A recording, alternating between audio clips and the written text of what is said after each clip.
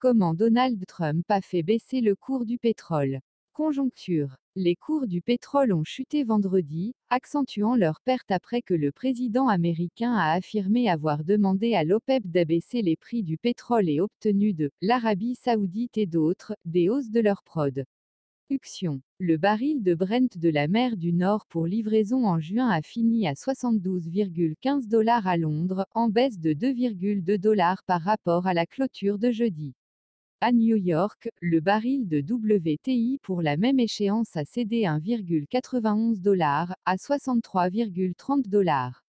Le président américain, Donald Trump, a déclaré que l'Arabie saoudite et d'autres pays étaient d'accord pour augmenter leur production de pétrole, à quelques jours d'un durcissement des sanctions américaines contre le pétrole iranien.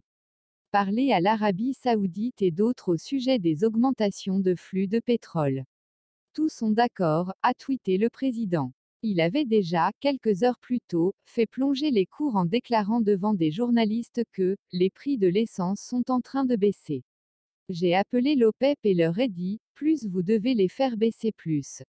La déclaration cryptique, puisqu'il est difficile de savoir si le président américain a appelé le secrétariat général de l'Organisation des pays exportateurs de pétrole, OPEP, non décisionnaire, ou certains de ses membres, a suffi à faire chuter le marché. Donald Trump est coutumier des remontrances publiques à l'égard du cartel, mais celle-ci a eu un effet particulièrement élevé sur les cours car les marchés sont beaucoup montés dernièrement, a signalé Phil Flynn, de Price Future Group.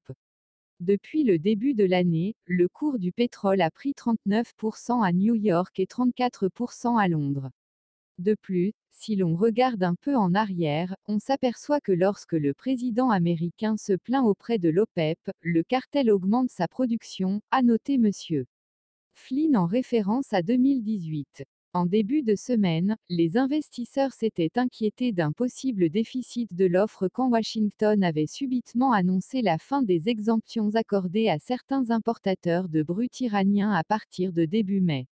Donald Trump avait toutefois déjà affirmé que l'Arabie saoudite, chef de file du cartel, et d'autres pays allaient compenser la perte des barils iraniens sur le marché mondial.